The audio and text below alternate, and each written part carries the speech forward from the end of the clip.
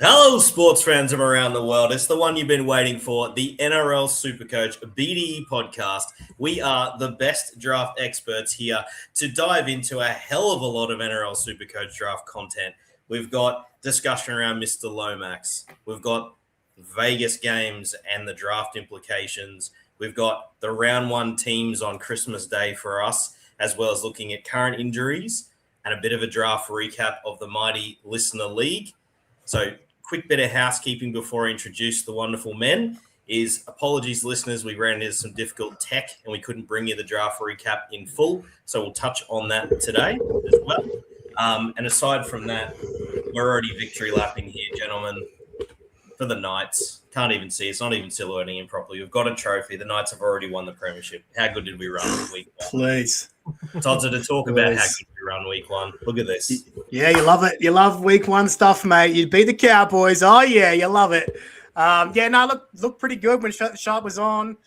Thought you played all right. Like, it's good to get a win first up, and then Vegas was just, tip of the iceberg. Love to have it back.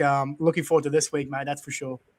Very good, mate. I know Toddy is with us under a bit of sufferance tonight, listeners. He's braving a bit of flu, but he's here to bring you all the pizzazz of our colour commentary. Look at him. Do what I can. To bring us his expertise tonight and give a bit of professionalism to the potty, it's none other than Simo himself. G'day, Simo, as I called him in the draft by accident. Simo. Yeah, I'll take it, whatever. That's actually more factual than expertise or anything to do with that. So I'll answer to whatever, mate. But look, it's a big day. Teamless Tuesday, the first one of the year. Well, technically second of the year, but the real main one that has the most implications on sort of what we think will happen rest of the season. So yeah, it is Christmas Day sometimes, but you also get some coal thrown in there, which is always what makes it kind of, I wouldn't say fun to navigate, but it makes it something that you have to worry about. And it's a lot of leagues out there. It's free agency right now, so typically this is a waiver podcast, but pretty much all this you can sort of take to the bank and, go make some pickups right away. You don't have to worry about, waiting around or anything. So, yeah, get into it. Yeah, absolutely. So, good messaging. And we're aware, listeners, in our sharper leagues, you already would have had some movement in terms of free agency, and that's all well and good. We're here to help you out with those questionable and marginal calls and hopefully give you some support to get your team set up right and correct some of those draft mistakes we've already made. We've already got double digits on the live listeners to get us rolling, boys. Hey-o. Great start. Welcome to our loyal BDEers. It's good to have you aboard. Very good. Feel free to send those comments in and let us know how you're going. All right, gentlemen, a couple of things to get out of the way. On this blood moon of an evening, which we will hopefully rip through and have a chance to look at a red moon for the last time for a few years to come, apparently. How exciting. I miss to see that all the time. If you're talking about a bloody anus, Simo, that's a bit weird, but... Oh, please. Yeah, that's exactly what she sees, yeah. Yeah, sure. Yep, definitely need to go get an old colonoscopy, get it checked out. Thank you, mate, for the heads up. Serious business. Serious business. Men, look after your health. Get out there and get yourself checked. Very good. So on this blood moon, the man who'll be howling at the moon, just wishing for a game, will be Zachy Lomax. The news has come through. Most would have seen it by now, but gents, he is in fact been rubbed out essentially for a couple more seasons. But I'll ask you both, gentlemen. I believe all three of us are in agreement. It's great. I think it's fantastic for Parramatta. They deserve to have that contract upheld, essentially. You beauty. Great decision. Any odds that he gets that desperate and he organises a deal to go back to Parramatta for one of the next 2 seasons? I'll throw to you first, Todd, with that nod. Yeah, that seems like the most likely outcome. It's just how much has he burned his bridges there. Like, Riles seems like a bit of a hard ass.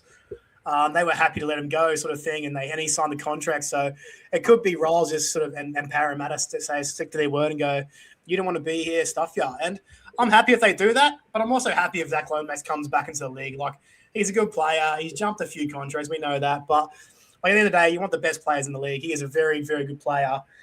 Happy either way, to be perfectly honest, mate. What about you, Simo? How do you feel about it? Oh, yeah, I think this is a good outcome for a lot of people, to be honest. Like, just as a third party that's got no skin in the game. I'm not a Storm fan, I'm not an Eels fan. Like, I rate Zach Lomax as a player like a lot of people do. But, I can be the first person to say that he's behaved like an absolute twat like these last few months. Like, yeah, he was warned by Belandis to if he signs with 360. You know, obviously that fell apart. Like, he wasn't warned that this could be the outcome. So, like, I find it hard to feel too sorry for Zach Lomax in this situation. It's like, yeah, it sucks that a Origin level player is not playing in the league, but like honestly, I think it's better for the whole of the NRL that he's not playing for the Storm this year, because I think it's just flat out wrong that the Storm get just an Origin winger for almost next to nothing with no compensation. I know they offered to pay or take Madison or whatever, but yeah, it sucks for SuperCoach, I guess, because if you drafted Lomax or you picked him up, like I know in our league, obviously we do it offline, so that was an option for people like us. But it's one of those things that, yeah, if you got him in a keeper league, whatever, it's probably too long to worry about keeping him for 2 years. So you probably get to cut him loose. And my personal take is I really don't see him playing footy for the Eels. There's just too much water under that bridge. So I think there's more chance we see him playing rugby union or something than we do for the Eels. Japanese rugby or something similar, get paid $1 squillion for a couple of years. I think that it would be all it would take, though, Simo, very honestly, is if he came out and did the whole 2 hands up and said, you know what, my bad, fully endorsed Parramatta and really got behind him and said, you know what, it was just to chase the 360 dream. The Storm thing was an error. I shouldn't have looked there. There's a red hot chance they can make it work. But when do you see athletes do that, mate? It's not going to happen. That won't be the play. So, yeah, I think so. We're all in agreement, boys. Can be dropped safely. No risk of him coming back anytime soon, right? No, I'd be dropping him. But yep, I can see why you wouldn't if you got a deep bench. Welcome to one of our regulars here, Dom. Good to have you aboard again, sir. Hey, lads, wait, is that Toddy Viliami Kickout 2023? Love the potty. I'll take that. I've been copping Jake Paul recently, so I'll take the Viliami kick out, to be honest. Yeah, I think that's an upgrade, mate. Jake Paul has been going by Dom, but you've given him a bit of love there, as you do. I'll take that. I'll get Dom. On Lomax, surely one of the big clubs poach him. They have the price now above $750K. Surely one of the bigger clubs can afford. I think that was it. From what I read, unofficially, of course, the Storm tried to even get that high just to pay it out, because obviously with Coates going down, would be a massive in for them, because they've lost. That's why I think the Storm may struggle more than people realise this year, because their peripheral players that have been so good are actually not as elite to start the year. So it could be a tougher season than we've seen for the Storm.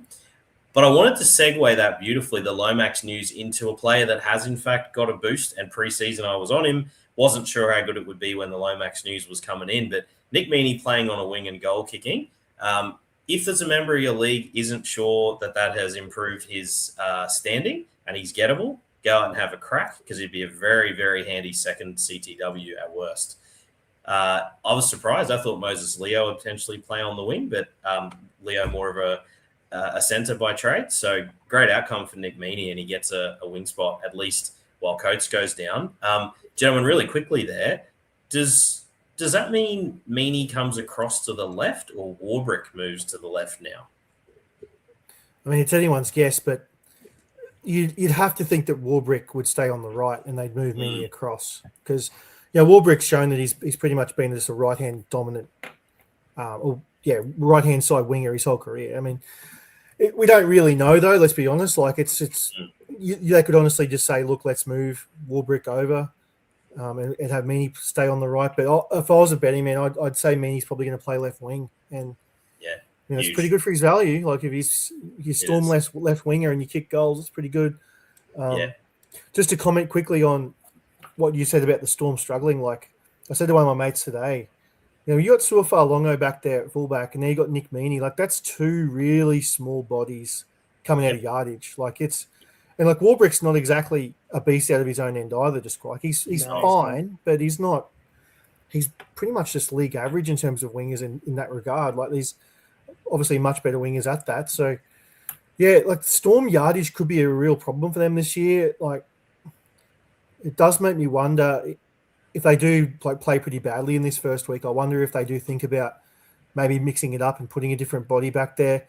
Maybe Meaney goes back to centre. But, that's sort of looking at it really sort of from a longer term approach. But for these first few weeks, like we anticipate the Storm should win round one. Like, let's be real, they should beat the Eels still.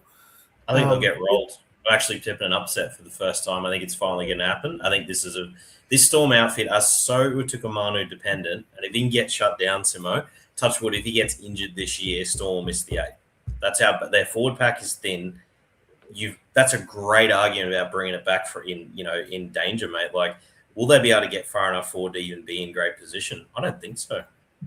I mean, yeah. Look, you can say the Eels are, you think they're going to win, but I mean, the betting market says the Storm's going to win. So it's like, yeah, we anticipate they're going to win. So I guess Meaney's probably going to keep that spot if that's what's going to happen. So yeah, you got to look at him as a really good number 2 CT dub.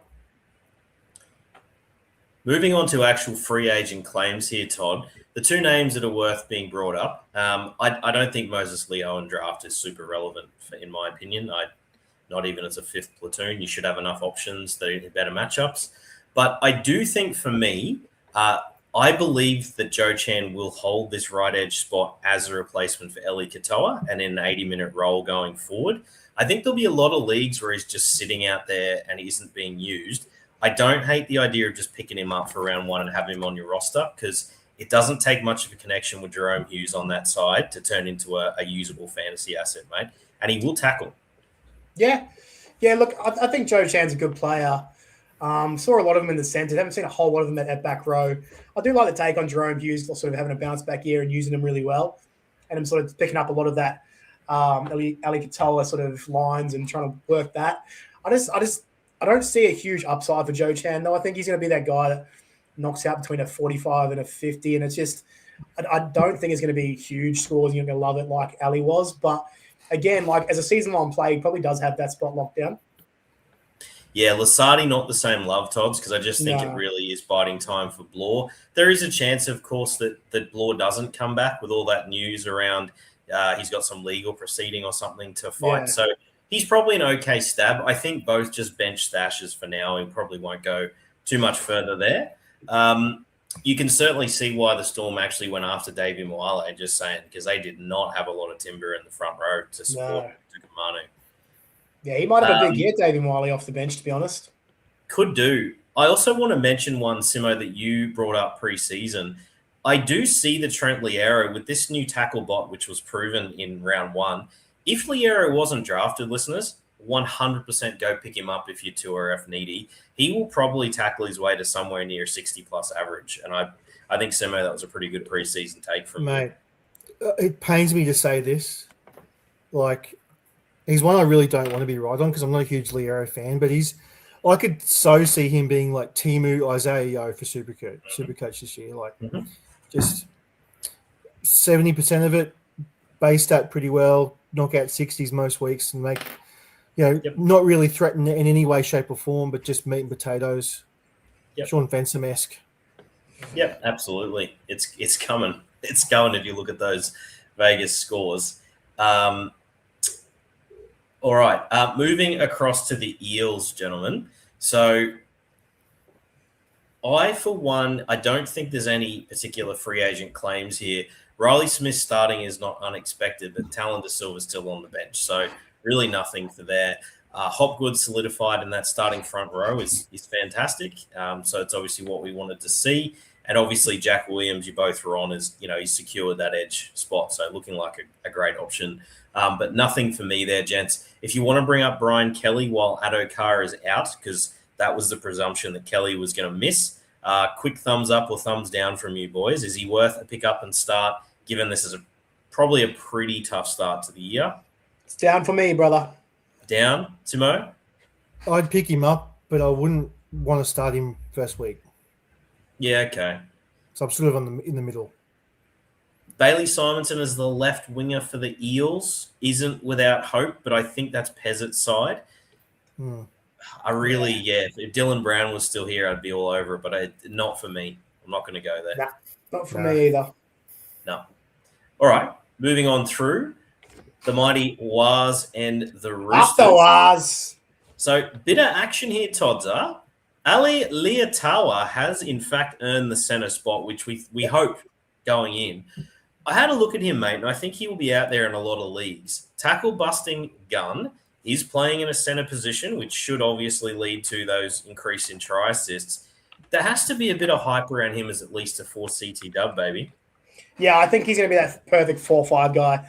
Bit of a tough matchup this week to fire him up. I wouldn't be, but he's got all the sort of SuperCoach credentials to be a really good centre and put in some big scores throughout the year. So I think he's sort of got to that point in his career where he's matured enough to lock down that spot. Adam Pompey's been really good as well, and I'm pleased to see him back. But yeah, Ali's the exciting guy there, isn't he? And I think season long, you'll get some scores out of him that you'll be really happy with. It'll just be the low floor games. I think this week might be one of those games, sort of early rounds for the Wilds, a bit tough. So definitely someone that needs to be rostered and someone who's very excited for the future. But yeah, not for me this week to start anyway. Yeah, interesting one. Sort of similar to Kelly. It's hard to justify sort of taking a bench spot up with a guy like that, in my opinion. But potentially season long. So I'm going to bring up the big injury news because it's very relevant to from this point on in the potty, and that is pretty rough for the Campbell truthers. Who there's many publications. I came out and had him as a bold call as maybe first overall halfback, trending beautifully, and then now to find out 2 to 4 weeks with. Of all players to get a fast twitch-related injury, a hamstring at the start of the year. Brutal, mate. Tanner Boyd has to be brought up. I hate to say it, but as someone who you could put in as a stopgap versus being stuck with Lockie Ilias, start with him for me, please, mate. With Boyd? Look, it's one of those things like you're going to be struggling, let's be real, to fill out a halfback spot. The way that everyone's drafted – it was a deep position. I guess that's one good thing, but there's a lot of leagues out there that would have drafted like the Deweys and the Fogartys, those sort of back end. Even Lockie Galvin was falling that far in some leagues. Like a lot of teams do have two. So your best avenue is probably going to be to look for a trade more so than looking at sort of the Ilias and Tanner Boyd style of guys. But if Tanner Boyd and Ilias are the only guys out there on waivers and you can't get a trade to fall your way, I would be okay with Boyd because he did find his way into production last year, albeit sort of that game managing style where sort of you put up a bomb and lead to a try assist or whatever, which may not be so attractive this year given the new scoring. So that has to be at least acknowledged. But yeah, kicking goals for the Wires, I mean, he could do your job for a couple of weeks and just see how you go. But my advice on this is, go look for someone that's got a second halfback and see if you can make a deal. Yep. And I wondered, pretty big ticket thinking here, Simo, but there are many, and I guess most would have had Campbell ahead of Sam Walker, for example, maybe at least until that amazing trial game. Would you ever consider, say, a JC plus something that someone needs to grab a Walker? So in other words, it's now probably flipped pretty comfortably in most people's opinion, but someone might still be massively high on Campbell right now. Would you ever consider a deal like that? I mean, midway through the year, I would. I feel like it's real. Like it's just not something you see people do in SuperCoach very often, or in fantasy just in general. Week one, I would enter. I don't mind. Like the thinking behind it is very solid. It's just everyone's mindset is like, I've just drafted this team. These are the guys I was really high on. Obviously, there's no wins or losses on the board yet, so people don't know.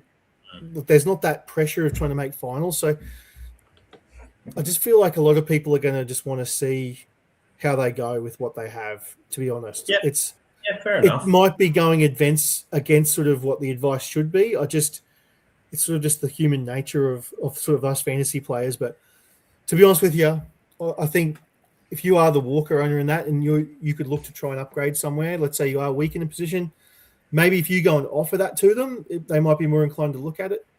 But as a Campbell owner, I just don't. I don't own Campbell in any leagues, but if I did, I just don't think my mindset would be there either, to be quite honest. I'm pretty massive on the idea. When I heard hamstring, the reason I brought that up is I'd be looking for it. I would not want to trust a hamstring injury for a fast twitch lateral moving player. It just terrifies me. It's just bad luck, and I think you could maybe turn that into something that's useful. And I might have even switched Walker slightly higher in the rankings just before kickoff after that. You wouldn't do that, would you? I if I was the Campbell owner, I would do it to get Walker. Yeah. Really? I feel like you draft JC with that knowledge that those kind of soft tissues do happen throughout the year. Like he's been that the last 3 years, and I don't think I'll be trading him away week one. The reason I can say that is because I did flip. I flipped to putting Walker ahead of Campbell just before our draft for reasons of thinking that Walker, based on the preseason trial, admittedly, will be the dominant half and just looked incredible. And I love the idea. And because I'm massive on the Roosters. I think that's the other one.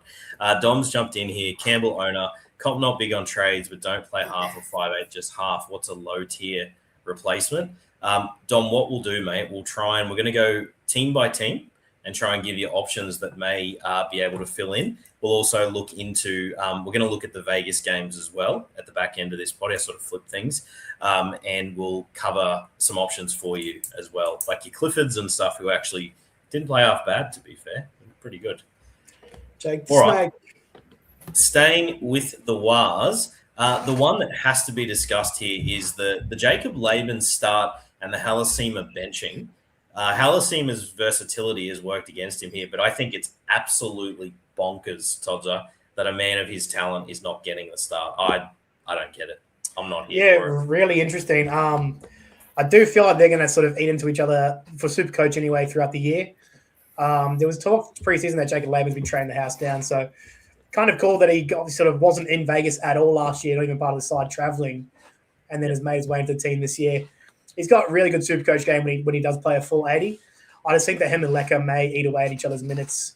Probably someone I want to pick up and stash and see what happens over the first couple of weeks. Yeah, for sure.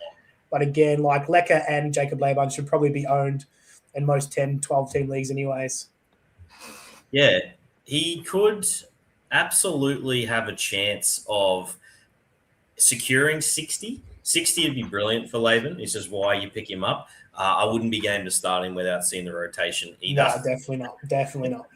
Our boy Razzle, BRB guys, bloody anus in the sky. Good from you, Raz. Ticker, it didn't happen, no.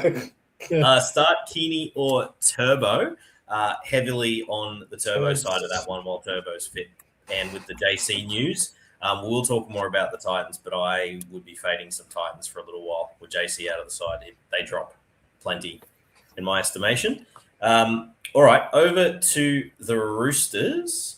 So in terms of weight or free agent pickups, I'm going to jump straight to there's a couple options here. So Aielu does get the start.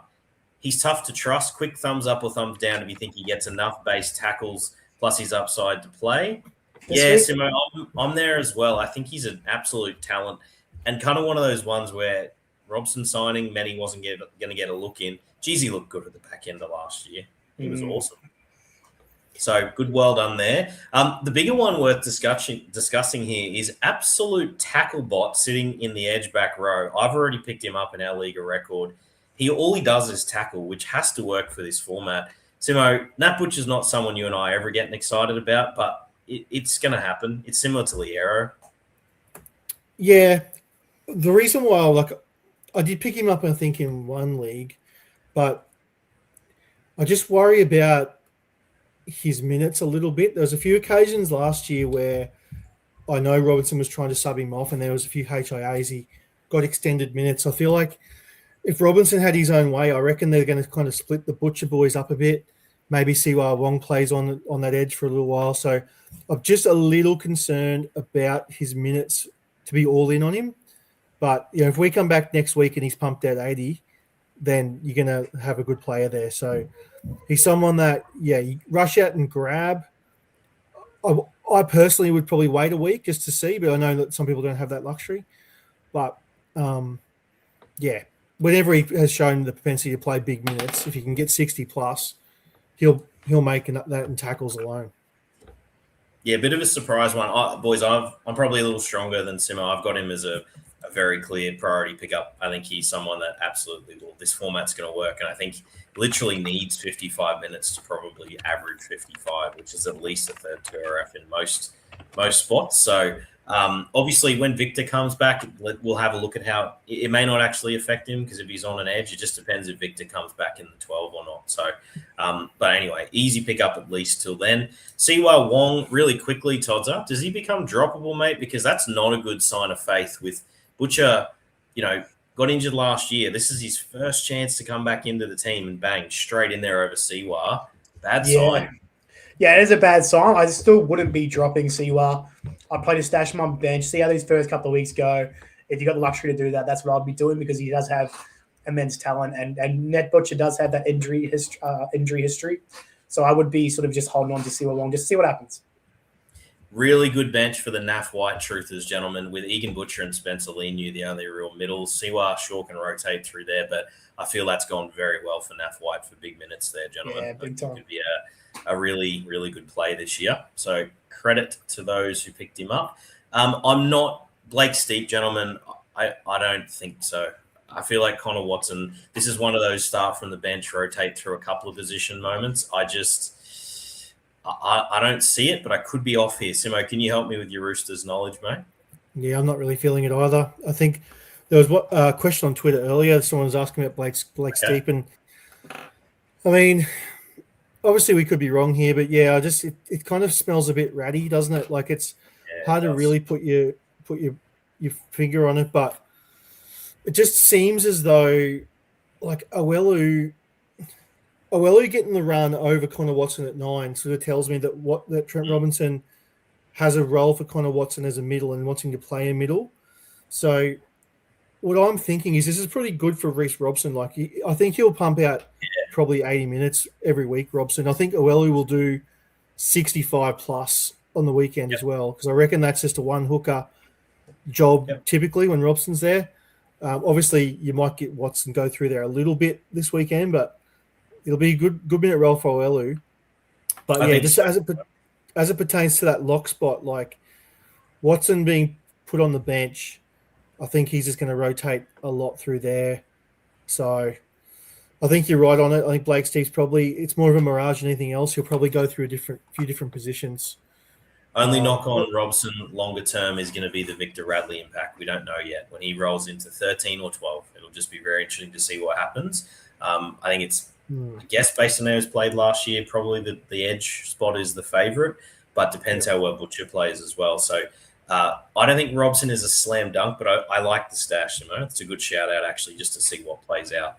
And we'll try and keep you posted, listeners, about what's happening with Victor as well. Welcome back to regular listener Phoenix. Hey, boys, good to be listening again. I'm the JMK owner. Do we prefer Aielu or Kenny for this week? Aielu for me. And I understand the Kenny love because the tackle bot extraordinaire. No hooker on the bench. Either Todzer, I don't think, for the riff. Yeah, I think it was Jack Cole and at 14. So big Jack minutes Cogger for Kenny. Yeah. Like Cogger may play maximum, 10 to 15, you would think. Kenny could tackle his way to a 60. It's Freddie Lussick in the 19, though. So it depends which way they go with this whole six-man bench thing. If Cogger's just there to sort of wait it out, see if a half goes down, then Freddie Lussick might come in. You never know. Early thoughts, though, only four to sub, though, does give me a bit of hope about this 18th, 19th man. Simo? I was going to say there'd be a few classic aficionados out there who know that Kalani Going has been 2RF hooker eligible the last 3 years. They're probably sitting there going, what about him? Look, he's not really a hooker. He's for the Wales New South Wales Cup, he's always sort of played lock, even a bit of second row. Occasionally go through hooker, but really rarely. I think it's a bit of a generous duel. So, I think you're all over it, Toddy, that Lussick and also Cogger are going to get. If there is someone to go through hooker, it'd be one of them. But let's be real. Mitch Kenny's probably punching out 80 minutes here. 80 minutes is probably at least 50, knowing him. So they're probably decent enough options. I'd go for a sneaky bit of upside on Aielu, plus the tackle should be pretty decent myself. The other just quick mention, probably overlooked on draft day, there is a universe where Billy Smith, gentlemen, has a slightly better year. Just want to note him. Just drop that one down as a 4th, 5th. was always solid, but with this increase in try assist playing on that left edge, I think he actually could be half decent this year. So if you are in need of a CT dub right now, say Timoko was in your starting lineup, I think he is a very decent bring in, and it's not a horrible matchup either. Solid. All right, moving on down to the big close of the weekend, the Broncos versus the Panthers. You love to see it. Absolute blockbuster. Bronx as is. Corey Pake's getting the start, not a surprise. Jack Kozeski, we're not interested there. So I really don't have anything, gentlemen. I'll move over to... Actually, I will quickly mention All Blacks Tawa. That was one they thought might have got the edge start. Might have been some interest there with front row eligibility. Obviously, that's fallen away, so no interest there.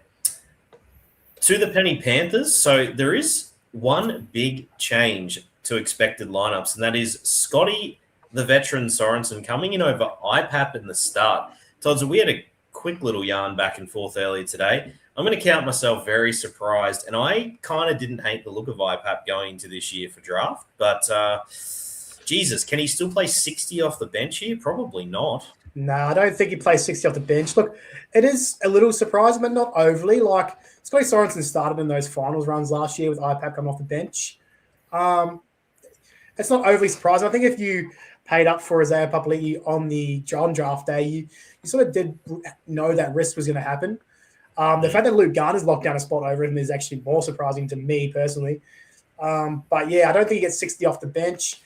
He'll probably play through the middle and get some decent attacking stats and definitely tackle his way to probably a 50. But again, it's not going to be that 65 plus that we want from IPAP on the edge. Yeah, that's the thing with Garner probably only in there for a week on the right. They probably just wanted to maintain Todza, so keeping Sorensen in position, etc. And IPAP being a left side player predominantly, but it's a pretty bitter blow. Like you can still play him as second FRF, but there'd be people out there had him as their anchor front row or anchor 2RF, and that's really fallen away. So possibly an early bust candidate, but Sorensen hasn't stayed fit too often, so maybe that turns around. I think we have to remember, like his good year at Parramatta, I'm pretty sure he was playing right second row. So like it's a bit surprising that they didn't do that because they would have had. Or was that Madison and IPAP together, or was it Lane and IPAP together? Can't remember now. Lane and Maddo was playing 13, and so it was Lane and IPAP. I thought there was definitely a time where Maddo was paired with him too. Maybe Maddo played right in that, but anyway, it doesn't matter. But yeah, all your points are valid there. I mean, the fact that Cleary's left him on the bench is a bit surprising. Bitter blow, but exciting game. Can't bloody wait. When's that? That's Friday at 6. Oh, Friday, 8 p.m., isn't it? So 7 p.m. 7 p.m. our time, Todd. So that's what a feast for the eyes. No. Hey, excuse me. Sorry, it shows you 2 times on the publication. Thought it was 8. Good fun. Sharks v Titans, gentlemen. So I tell you what, I'm just going to come in and say it. It's an easy fade for me of any marginal Titans starts with JC going down. He is the spark for this team. I worry, and I've been very vocal about, I think we all have, that we're not big Ilias fans. He's had a good preseason. He looks fit. He will goal kick. For those in deep 12-team leagues who drafted him 11th overall, this guy, Ilias is the only option on waivers, so I've at least got him in there for now, which is pretty brutal. So I'll quickly call it. You're going to start Kinney if you drafted him. I saw the question there from Lockie. If you've got a turbo option, that is an absolute no-brainer. You fade Kinney there pretty easily. The rest of them, gentlemen, so the young fella, Fayamani, I wouldn't be myself unless you absolutely were stuck. Even Philip Sami, gentlemen, he was pretty solid last year, but I wouldn't personally. I'd be holding off on that as well. I know that's the Brimson side, so maybe he gets a face ball and goes over. So whatever, that's probably okay. Brimson, I guess he'll do a lot more of the in-game kicking and stuff as well. He probably pop committed at this point. I hope. Why bring Ilias in if they're going to let Brimson kick? Fuck. Yeah, I've seen him. He's the senior guy now, so he'll step up and do his thing. Obviously, you're starting Tino and you're starting Daddy Fermor. Chris Randall's a tackle bot, so it doesn't really matter. You can start Chris Randall as your third 2RF and Verrills. So the guys, I just think it's the back line, gentlemen. Now, Arama Howe, he is front row eligible only, but there is buzz that he will achieve dual before kickoff because he has been named in the back row. So, look, worth a stab because he may have got this position similar on merit. There was some buzz pre-season over Patson, but I would just be prepared to see that if Patson might have been carrying a bit of an injury, this may not be Howe's long term. Oh, look, he's a pickup Howe, but he's. I'd be shocked if he played more than 60 minutes. It's just too big of a body. Like it's way too big a body. Yeah, I just don't really buy it long term, unfortunately. Like I mean, yeah, you just see how it goes. He gets something for his heart real quick. Mate, I don't Cooper buy it either. And I think Cooper Buy has a chance of playing more minutes now because of that selection. I would stash Cooper Buy just in case. I don't think there's a universe where that goes badly for you. He's going to do something at some point, and I think I wouldn't hate stashing him as long as I could. All right. You can start Mofot too. I think there's a bit of buzz pre-season. You can start Mofot. But yeah, it could be a tough day out for the Titans, unfortunately. Over to the Sharks. I think you can greenlight all of their back line for this matchup. The Sharks are a bit like that. Full strength here. They've got the power forwards that are probably going to hold their own at least. But I honestly think this is your marginal start. So Sione Katoa, who's fit, you can start him in this. Stone Street's fine as well. If you're desperate and you somehow need to start Will Kennedy, I'm just trying to think of any injuries to fullbacks. Probably not yet. Maybe in a flex, he's probably okay. 20-team league, yep. Yeah, 20-team league. So I'll mention Katoa and Stone Street maybe out there. I'm happy with either. The one I want to bring up, Todd's we love a bit of Teague Wilton, mate. We love him. Came into the year with injury, so we think he's out for just a little bit. Is Billy Burns a decent enough plug and play here? I definitely think he can plug and play in this week. We've seen a lot from Billy Burns. Every time he's got an opportunity, he's sort of done something with it. So, it looks like Teague's is coming back from injury for a couple of weeks. So it'd be nice to get those few weeks of Billy Burns. He's a good 2RF, sort of 3-2RF guy there.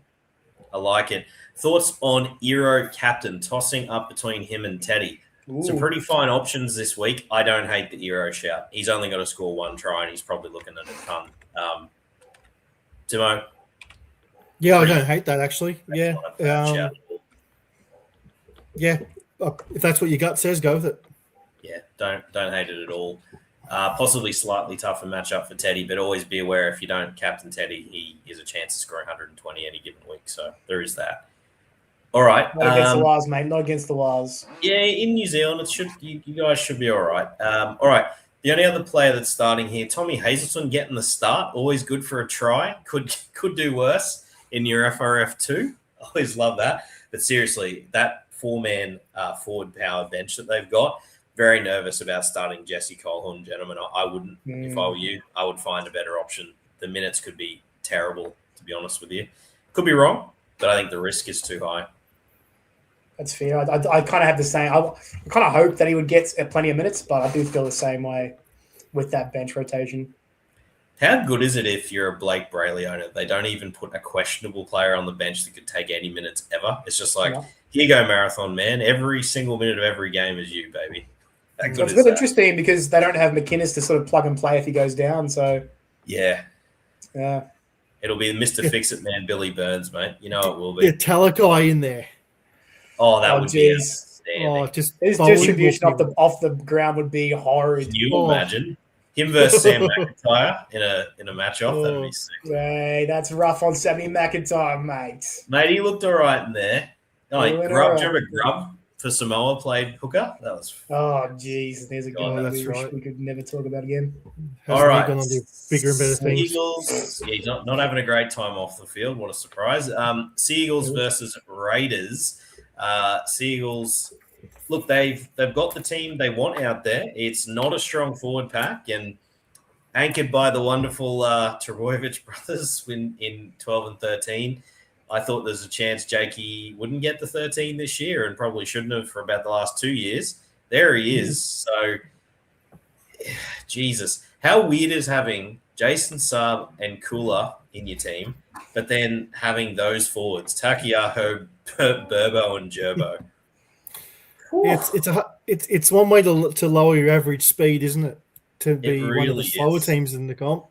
You've got literally two of the fastest blokes in there. I don't think Kobe Hetherington, Ethan or Ethan, as you like to say, Simo Bullimore, and Nathan Brown are really adding too much to the speed department either. So it's an odd team. I think they get smashed in the forwards this year, and I've got Manly as a bottom four side. Doesn't mean they won't run the ball, score tries, though. I think there is points in this side. So I guess if you think the halves is going to hold up, which maybe they don't, let's be fair. I'm not so sure there will be points in this side. This is like a Fogarty and Brooks combo with a Jake Simpkin with, I don't know. There's a lot on Tommy, Kula, and Olakau'atu to do a lot. I think it's similar to how Ponga played for the Knights. I think it's going to be Turbo playing the quarterback role until he gets injured, which, touch wood, unfortunately, if he does that, he will, because he'll be running too much. But I think while it works, it's going to be fun to own these Manly players. When he goes down, who knows? Seriously. Some commentary to a rival for Phoenix, it seems. Welcome, Chelsea FC. Chelsea FC, baby. Todd's a big Chelsea fan, if you've just seen. My Eden Hazard scarf in the back, baby. He says, relax, Phoenix Star. He says, you guys are his secret weapon for winning our draft comp. Hey, another satisfied customer, JB. You are welcome to listen to the advice and get on board, fella. So good to have you, mate. That's good. Good bit of live banter. I like that guy already. You love to see it. Phoenix is having a chuckle there to share with the fans. Boys, what do you think, Joey Walsh? What kind of role will he play? A little bit of just probably spell Simpkin / cover, maybe not used. Yeah, okay. He'll take Brooks's job by about week 6. Yeah, that's what I was thinking. I was thinking him coming off of Brooks and Brooks spelling Jake Simpkins. I think that could be the go. For any 20-team leagues that are starting Luke Brooks, still try and find a better option. He's cooked. His days of rolling to the most boring 55 average you've ever seen are over. They're not going to happen. This is probably not a big call. It's two maligned players, but Trindle versus Brooks. If Trindle's out there, go and get Trindle. Easily. Easy. Not even close. He looked so good in the All-Stars game, Trindle. He actually did. He's trimmed up a bit, Simo. He looked good. I think, boy, wow, it's hilarious to compare them, but I like that you did that. Trindle for the win. His floor is obviously 10 points, but sure. I mean, the Sharks should put on a bit of a score against those Titans, you'd imagine. I would think so. Trindle should do something. Hines, by the way, gentlemen, is a captaincy option for those that play captains leagues. I would be doing in an absolute heartbeat. Oh, yeah. That's a banger. Canberra Raiders. Boy, without Fogarty in this side, I just worry. And that flip, I've said it preseason, strange to the other side. It just doesn't look as good. And then Noah Martin comes in because Zach Hosking apparently has said he does want to play through the middle. So that's why he hasn't jumped on an edge, which is a bit of a shame for those that believe in Hosking's talent in terms of SuperCoach.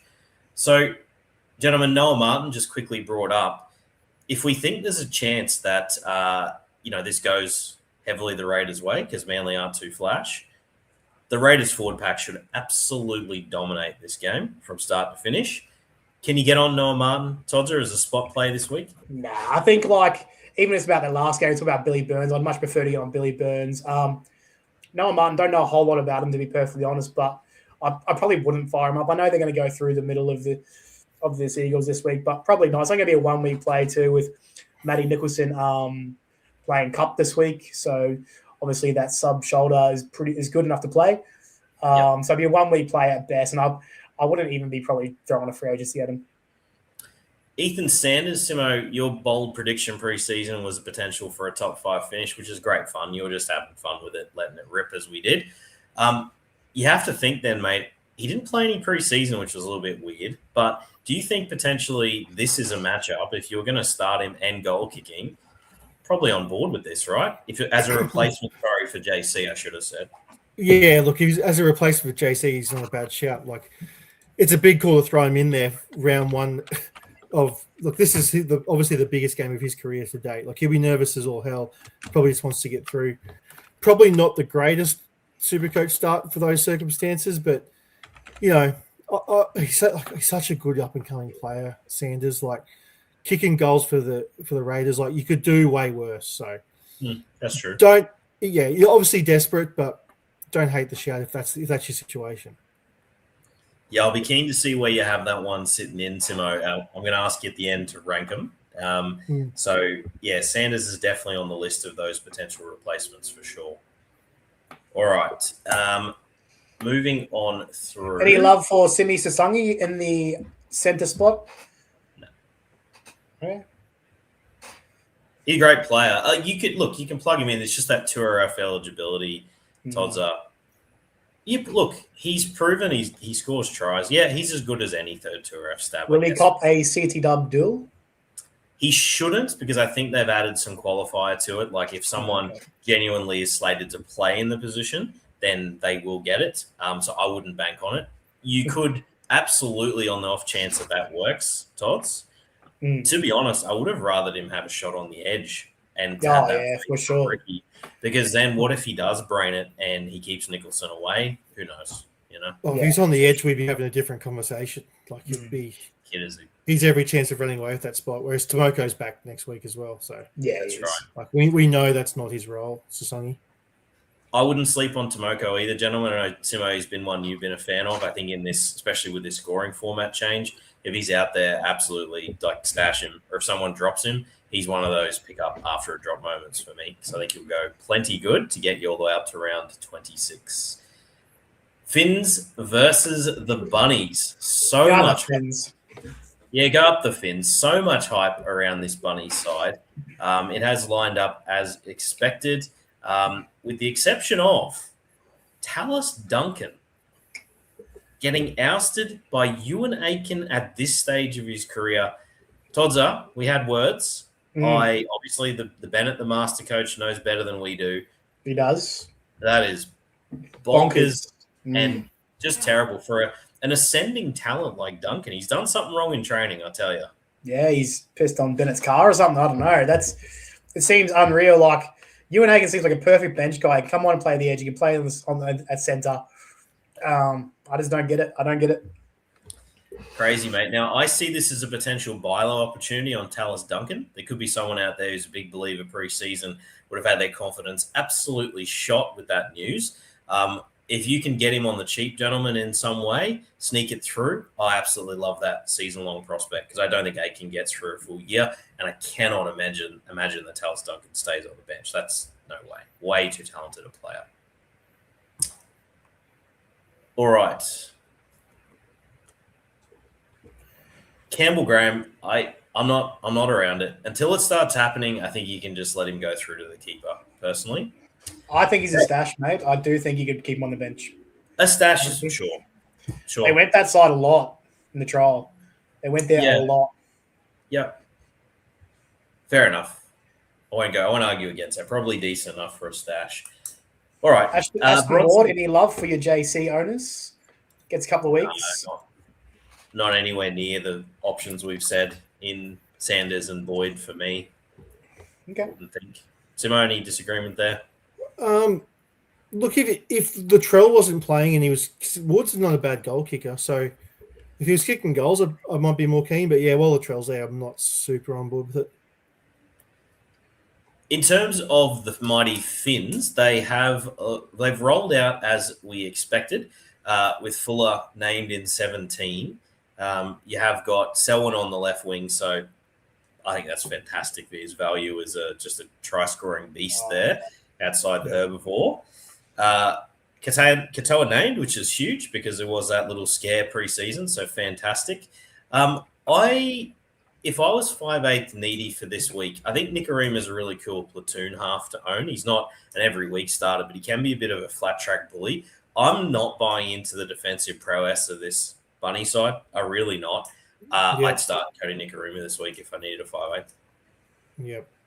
Good shout. Good call. Like, it's at home for the Finns. Yep. Should be Point City, I'd imagine. This is So I think there's going to be a bit of rain around this weekend, boys, just in case. ooh, okay. Just to in the mix. Yeah. Makes it a bit tougher. Sticking with it, so Gilbert and Flegler named to start. Now, I don't think that was the original intention, but D-Safe being injured was a pretty brutal blow for them. It's actually freed up some forward minutes, it would seem, in the middles. And without Plath, who apparently is coming back through the cup, so he's close, which is amazing if you drafted Plathy. Leagues out there, just goes without saying. If somehow he wasn't drafted or he's like, you can get him for cheap, Plathy is going to have value this year, being a tackle bot as he is. But I just wanted to bring up, so Morgan Knowles, Flegler, and Gilbert, they're probably decent plays this week, all of them, because on the bench, you only got Oren Keeley, Kafusi, and then you've got Schneider and Fuller. There's big minutes in there for at least a couple of them. So, I mean, Kafusi shouldn't be rotating through an edge at this stage of his career. So, 80-minute Connolly, Lemuelo, as you say, Todza. Mate, on the spot start. Bring him in. Yeah, I mean, we've seen plenty from him last year. Without Fidi Fuyaki to ruin his minutes, looks like an 80-minute role. Oren Keeley there, though, he does play a lot of edge. So that would be interesting to watch. I think he might spell Fidi Fuyaki, to be honest. So, but yeah, I do think there's big minutes here. I think Tommy Gilbert might be a big one this week. He might be the tackle bot. Plenty to do. I like Tommy Gilbert this week.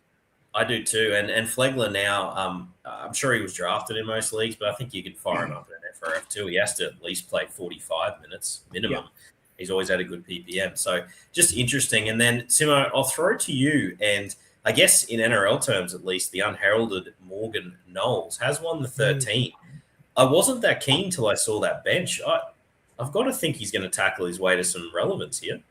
Yeah, well, just everything you said about the other two guys. I mean, Gilbert and Knowles. I mean, Lemuelu obviously is a different position there, but yeah, I was a bit like you. I wasn't super keen on Knowles, but seeing that bench, you have to sort of think otherwise. I mean, he's probably going to get 55, 60 minutes, I would say. He's going to play pretty good minutes there.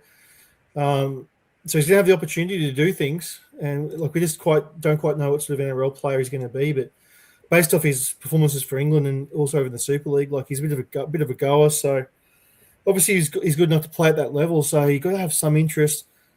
Obviously, if he had Jewel, it'd be a bit nicer, which is why I think the real story is definitely Gilbert. He should gain front row there and be a pretty good second front row starter. So good shout. He's a big one.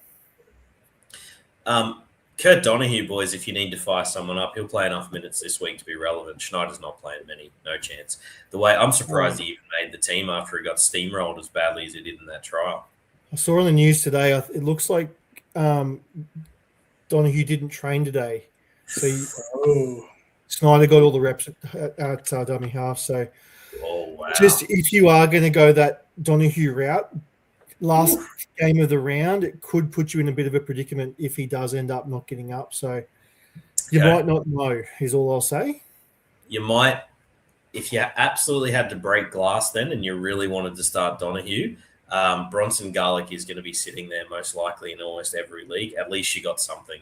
Momazelos on the bench sucks, and I actually prefer if it was reversed. But Garlick, when he played for the Storm and had minutes, he was okay. He'll tackle a lot. So, yep. All right. Good stuff, gentlemen. It's great. I love talking about sides and waiver options. So I'm going to give you a recap here for the listeners. I want to come up with some rankings. I'm going to name the ones that I think are right near the top first, and then you can tell me how you'd order them. So I think the ones worth mentioning here for longer-term value, Scotty Sorensen has to be mentioned here, boys. Probably a surprise, but when he's played minutes, he's been pretty bloody good. Nat Butcher is another one I think has to be mentioned at this point. Potentially Billy Burns. There's a chance he just takes that spot from Teague Wilton. We rate Teague, don't get me wrong, but What if Billy Burns is a season-long player there? Could be. I highly doubt it. Yeah, I highly doubt Teague's good. Teague's too good, isn't he? Surely. Yeah. And the severity of his injury, only a few weeks. Yeah, a few weeks coming back from a shoulder, I think it was. All right, so out of Sorensen and Butcher for first sort of priority pickup, I would be Sorensen. Simo? Yeah, I'd be Sorensen too. I think Lemuelu is the bigger name out of all those, to be honest. I'd go Lemuelu over them. It's the chopping and changing that bothers me, Simo. Like when D-Scythe comes back, does Gilbert then go to an edge? Like it, similar to Sorensen for me, I don't think there's a guarantee Sorensen holds his spot.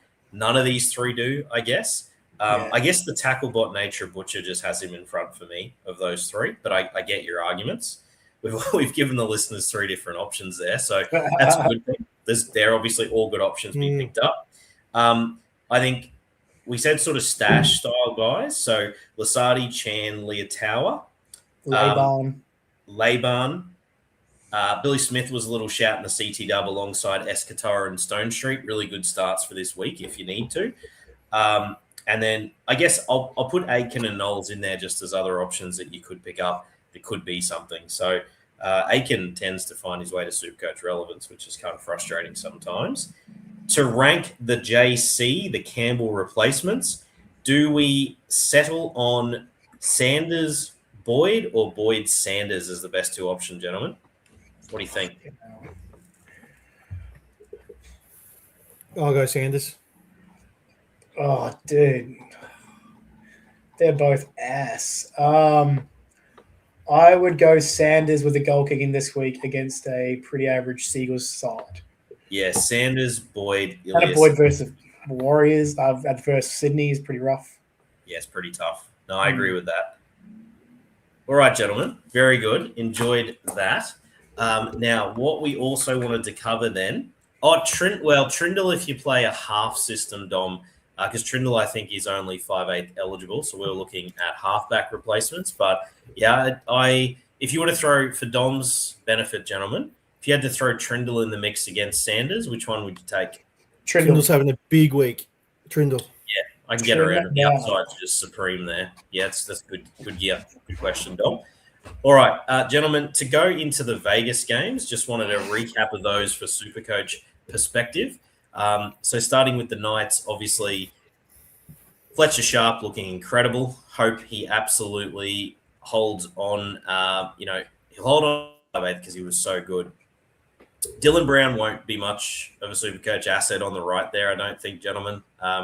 Worth mentioning, he did play more of just a little – he did run the ball okay, don't get me wrong, but he was a little bit more of the distributor, I thought, with Ponga being the main playmaker for this side.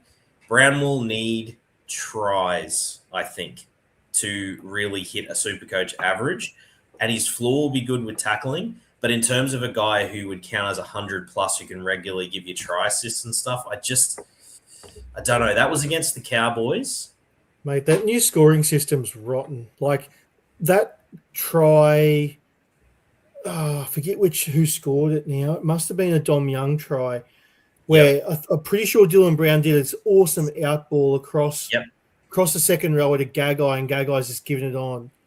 And like Gagai gets the try assist, line break assist for that now. It's just, I mean, this is, to your point about Dylan Brown not being much of an asset on that right. But I mean, even when he does great stuff like that, like the scoring system doesn't allow for it. It's just, it's going to be a frustrating year. I feel like you're going to have to stop me from carrying on. I was already going to jump in. You'll note, mate, I hadn't even added that to my analysis because I've just chosen to go with it. There were 3 of them on the weekend that I could go through, and I'm happy to have a chat with you after this so we can not bore the listeners with our frustration. Yeah. There's one in particular that actually made me want to throw something at the television because the centre did like literally nothing, didn't do a thing, and it was all the fullback and Squadouche. So anyway, it is what it is, mate, and that's why Dylan Brown for me, I just don't think so. I don't think so. I thought Sandon. Now, that is one I haven't brought up yet in terms of a pickup. If Sandon Smith is going to be out there, we'll probably talk about him in waivers next week. While he is available, he is going to be a very good start, gentlemen. I thought he was outstanding after just looking a little slow to start. Absolutely guided the team home. And just a shame he's not out there somehow because he has a very SuperCoach friendly game, in my opinion, when he goal kicks as well. Yeah. So, but anyway, it'll be good. It's amazing. Good recruitment from the Knights to have someone of his caliber step in. So that's pretty sweet. All right. Any other comments there? I think McEwen, there was talk from Barry Toohey, the Knights guru, that he wasn't going to play 80 to start the year, but may settle into it. So it might just be a bit of pain. Had a pretty rough game, actually, with a few drop balls and penalties too. So not his best showing. Jay Saifidi, gentlemen, averaged, he tackled a lot more and ran the ball a lot more than you'd expect, alongside Trey Mooney, who crushed it. I'm worried that you're going to have players of his ilk become SuperCoach relevant now. And I'm just keen to see. I think he near 60, something like that he put together. Yeah, 59, the big dog. Yeah. Phoenix Crossland, admittedly, an absolutely outstanding 40-20, deserved to get to his 60. What a kick that was. Yeah, good nudge, eh? Smaller fields, though. Smaller fields. Yeah, it was the precision of it, Todd, right? It was bloody beautiful. It was a good kick. Give him his due, mate. We bash Phoenix enough on here. Mate, I messaged you at halftime. I said, this guy's on 50 bloody SuperCoach points at halftime. What are we doing? I know, mate. He's going to tackle his way to 50s on the reg. So we've just got to adjust our thinking a little bit, was my thoughts from those first two games. Would you boys have him as a waiver wire pickup at hooker? Next week, we'll have a think about it. I think the rotation was all over the shop with the Sandon out, to be honest. But he probably, presuming no one else comes on. I mean, one of my fellow, shout out to Macca, fellow Knights fan and long-term fantasy enjoyer, has reached out and alerted me, the Mac Daddy, that we're likely to see Tyson Gamble in 14 next week, and I pretty much vomited. So, Macca, that's horrid. Keep that to yourself. That's filthy. He's normally full of positivity about our Knights, and then he's gone and dropped that on me. So he's on my shit list right now. Shout out to you, Macca. So we'll go through waivers, obviously, for next week, gentlemen. But just thinking of other commentary as well. So I thought that the center aspect, so as you said, Simo, Gagai getting the tip on, etc., is going to be just a bonanza as we expected. I want to talk then about the second game. So Hamish Stewart, Ryan Couchman, that rotation. Turns out, because Dragons really aren't going to attack very well, I thought they looked absolutely atrocious in attack, by the way. Love their spirit, but they ain't winning many games of football, and they're going to struggle to get to 20 points. That means those middles for them are going to tackle their way to 60s just almost every week, pretty much all of them. That's the style of game that Shane Flanagan wants them to play, because, Flanagan... He obviously copped some shit for coming out and saying they weren't going to win the comp. I really don't mind that from the coach. I actually love coaches that are realistic about their team, to be honest. It's not something you see very often. And Flanagan knows that the only way they're going to win games is if they grind their way to victories and they sort of scum their way with experience, which is why they've got these older heads and then these up and coming youngsters in those sort of positions that they're happy to give minutes to. But yeah, there's a reason why he wants the Gutho and Holmes there to kind of steer him around. God, Gutho was crap, eh?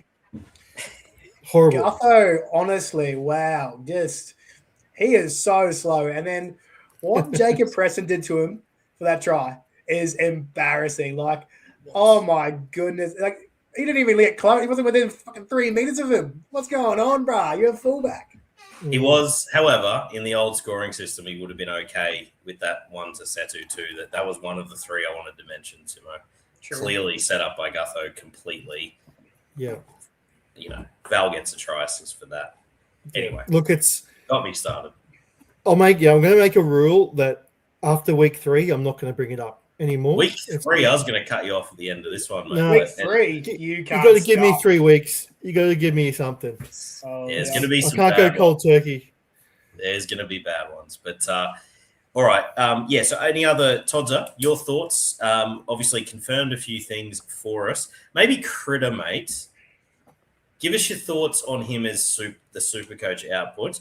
And you don't have to mention the fact he owed his team that drop goal after absolutely bombing that play with that forward pass when they had an entire set of tackles. Yeah, no, that was a bad one, wasn't it? Look, Critter, I love this new scoring system for Critter, to be honest. Like, he's such a dog. He's like the best defensive center we've got. He does everything for his team. He's awesome, and he's being kind of rewarded with this new scoring system.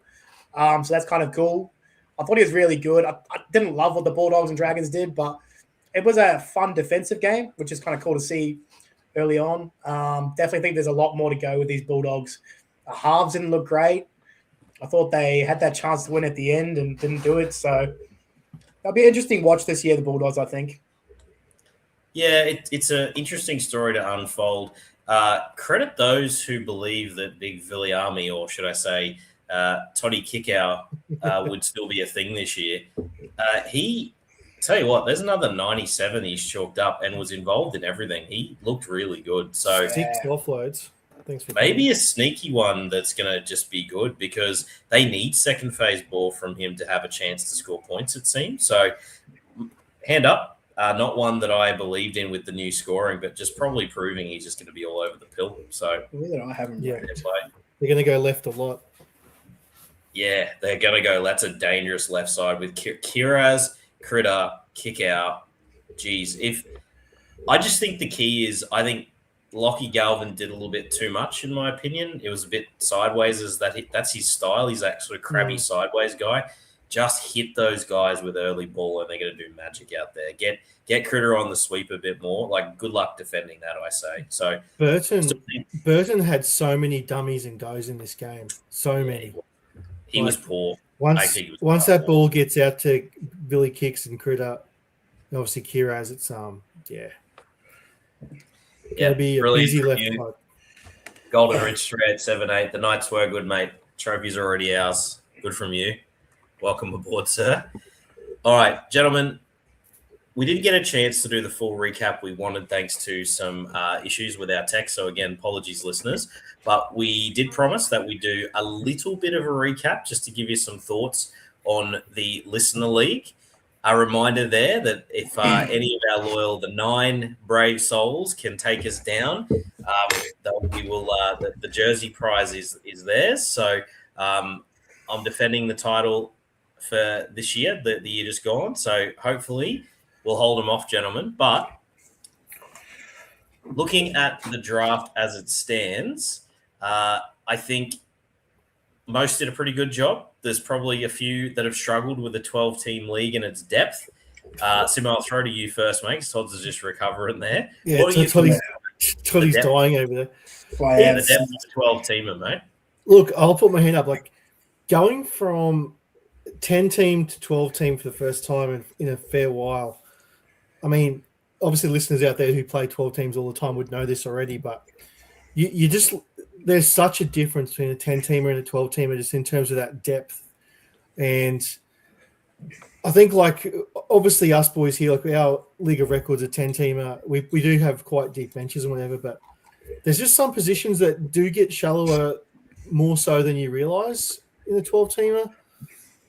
CTW even being one of those too. Like, obviously when you go from only 40 being drafted to then 48 makes a big difference, or being started, I should say, to 48 makes a massive difference. So, yeah, there was a few interesting selections. Obviously, that whole debate about whether you should go for scarcity at certain positions or sort of just take the best player available always makes it hard to draft, it is also what makes it fun as well. But yeah, I think there's some good drafts by some listeners this year. It was this could be the listeners' year.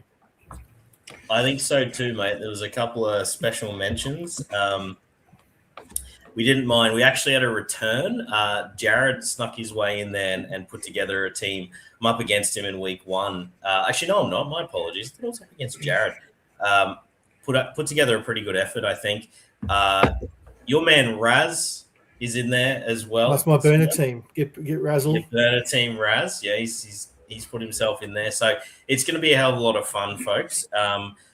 In terms of being able to extract this, you can't extract the draft list from the platform, I don't believe, gentlemen. Yeah, I got a round 1 here if you wanted me to read it out. We can do that. What I meant actually, Todd, was a way to export that to publish an it. Excel sheet to share. There's no way to do it, which is, hey, listen, Fox Sports, if you're listening, could be a really good thing to do for content creators like ourselves. But hey, Todd's a fire away, mate. I've got it up to us. But you go. Yeah. We'll just go through round one. You could do round two. Round one, we saw Wet Hair Nico. He went with Payne Haas. Then it was up to Simo in the 2-hole. He went with Reece Walsh, so 2 Broncos back to back. Cleary went next to Munsters Inc. Jimmy Tedesco went to team Adolf Hitler. Herbie went to the Bearded Broncos at the 5. So bit of respect on Herbie's name there. Yeah. Next, Baxter's Boys. I think he might have been in a couple of years ago as well, actually. Yeah, Nico Hines. Yeah, good on your Baxter. Get in early, mate. SJ's Revenge. That's Jared. He's got Keanu Kinney. Tyrrell May went then at the number 8 spot to Don't Go Chasing Kurt Falls, which is a great name, by the way. Very good. Fantastic. Very well done. Gets in Sammy my head. Walker. Yeah. Sammy Walker at 9 to the Silkwood Slugs. We do like a slug around here. Tino Fasugalawi to the Sherry Pies at number 10. Yep. And then yourself, Redfit, the spot 11, Jaden Campbell. Bit of a burner there. And Scotty Drinkwater to me to round out the first round. So, yeah, not a great start for Scotty Drinkwater, that's for sure. Also, not a great start for Campbell or Drinkwater owners. I thought I was getting an absolute steal at 11 and, have that dream shattered. So I'll be starting Lockie Ellis this week, most likely. Good times. Whoever owns Sam Walker better get ready for trade offers from you. Absolutely. Well, no, I got no chance against the Slugs. He took him ahead of JC, which I respect Slug because I flipped him going into draft day as well. Kinney, that high gentleman, I wasn't a big fan of personally. I wouldn't have taken him over any of the people that were. Oh, actually, probably over Tino, but I would have had him. I wouldn't have taken him 7th. I think that's 4. You need him to have a bloody good year, I would say. Taking him over some of those names. Round 2, then, gentlemen. We'll just do a couple of rounds worth of analysis here. Simo, any thoughts on Walker? Some said Walker pretty early. I know Meso, one of our regulars, came forward with that. I didn't disagree. Sorry, I didn't agree with Meso's analysis of that in the end. But what are your thoughts, mate? I agree with Meso. I thought it was too early. You're on the Meso side. Yep. 12. Yeah, round 1 Sam Walker. I'm not there. Yeah, I love Sam Walker, but I'm not quite there personally. So not much more to add. That's just the way it is. It's personal opinion. Round 2 on the way back. So Toddy with the news that Fletcher Sharp was in there. He's got the all-injured team to start the year. Poor bugger. Good stuff. That's rough. Well, it's still really like it for points. you. Yeah, long term, mate, I still really like it for you. So Fletcher Sharp was the starter round 2. I got my boy Keon on the way back to anchor my FRF. Paddy Carrigan went then to the Jerry Pies, which I know, Simo, you had some commentary, mate. Thought that might have been just a skosh early. Yeah, I thought Climatungi was bad, but geez, then Paddy Carrigan came along. Yeah.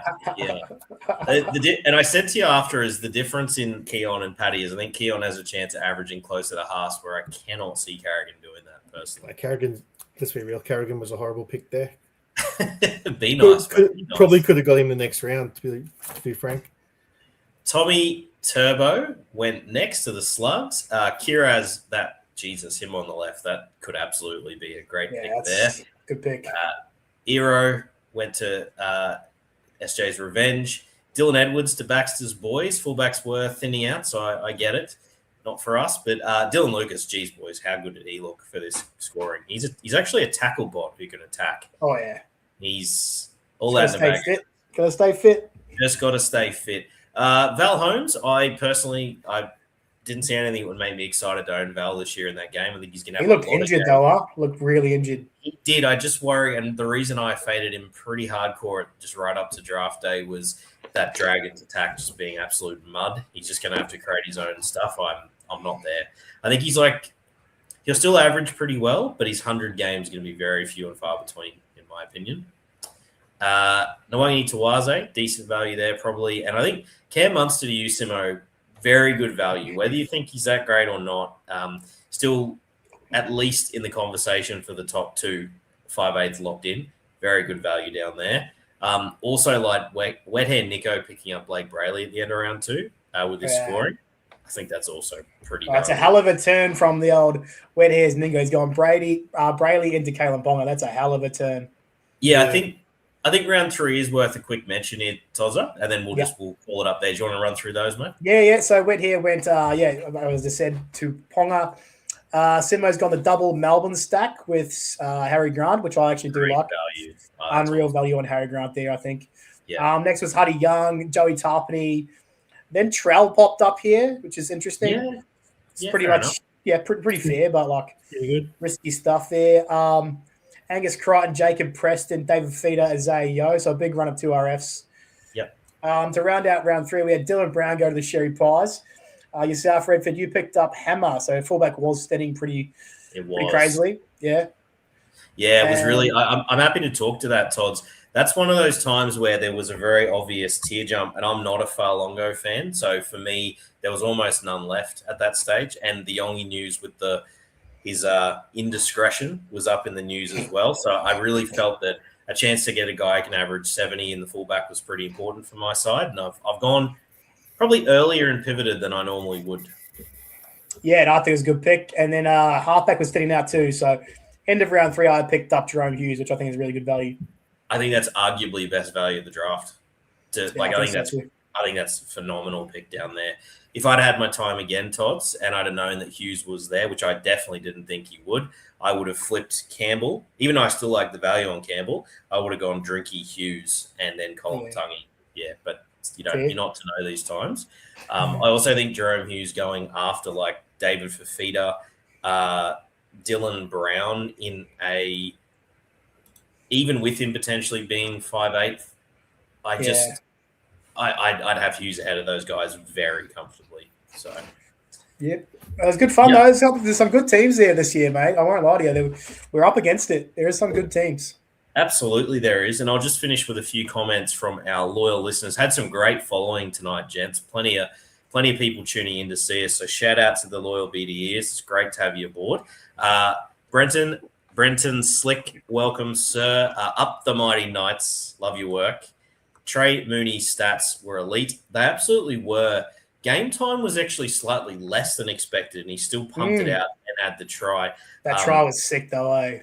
It was. And I tell you what, having seen some footage of him this week, you would not want to pick a fight with him on the field. My goodness, can the kid box? Woof. Yeah, really? He can, actually. He can throw him. Like, Todd's like, try and find Sid Vid. He knows what he's doing. Go bash that Nelson Sofa Solomona for us. That would be a fight. There's a fight for you.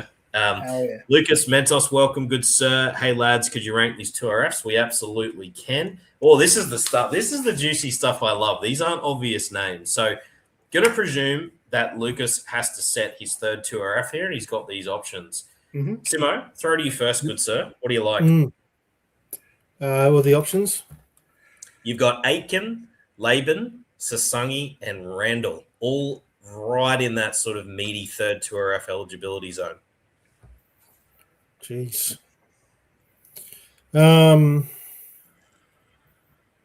It's we kind of didn't love this call live, but for me, it's out of Sasangi and Randall. I like where you're going. Sasangi's here. I think we didn't say Sasangi when Toddy brought him up earlier, but when you put him in amongst these names, it's a bit different. Yep. So I'd probably go Sasangi for upside, then Randall, then Laban, Aiken. Yep. No way. Just no way. I'm He's in complete agreement. Hamstring waiting to happen. Laban, I don't think will get 80, so like Halasima will split minutes, so don't want to do that round 1. So yeah, that's my order. Yeah, I like it, man. I'm the same. I actually feel Randall, if you're just looking for a floor argument, Sasangi's got a red-hot chance of at least a try assist there, and we're huge fans of his talent. Thanks, Lucas. Thank you for the question. To be honest, like the safe play is Randall in round 1 because he should make. It is. Yeah, he's the floor argument for sure. He'll tackle that team to death. He may even play 80 on account of moving on to an edge to allow Cooper Bye to come on and play 13. It wouldn't shock me if he tackled for 80 minutes and scored 70. I probably would talk myself into starting Randall, to be honest, the more I think of it. Probably. So, yeah. It is just based on what your team needs, Simo. If you want to shoot for upside against a good opponent, whack Sasangi in there for that. Well, Sasangi will be up against Toli Kola, so it's not like... That's true. That's a big body on a small body, dude. It is. I don't know. I'm not writing home about Cola's defense. Oh, I disagree. I think his size last year defensively, No, he's not as small. Sasangi's a big boy. He is. I think lateral movement though. Sasangi's like a pretty good lateral mover for a back rower, right, Simo? So I think Kula will be able to shut him. I like the shout. I'm with you. And Chris Randall, as I said, I think 80 minutes is a red hot. He's a tackle bot. Absolutely. All right, that's really good stuff from the listeners tonight. Thank you heaps for tuning in. Todza, well, you stuck it tonight, mate. You're in some tough spot. Well done. Try to do what I can, mate. For the listeners, hopefully they appreciate it. And I already had a couple of coughing fits, and so that's good. Very good. Quick shout here from Brenton. Randall has been on the gear apparently in the off season. Unconfirmed reports. We love you, Chris Randall. Nothing wrong with a peptide every now and then. You know what I'm saying? Yeah, TRT's safe in the right levels. Brilliant. Thanks, Toddy. Simo, Cheers, mate. what are you best tonight, mate? Good analysis. You look pumped. Well, yeah, you got to be pumped for the season, mate. I love the Vegas games, but yeah, when we're back to just the regular Friday night footy, Super Saturday, let's get around that. Hell yeah, boy. Absolutely. Thursday night can't come quick enough.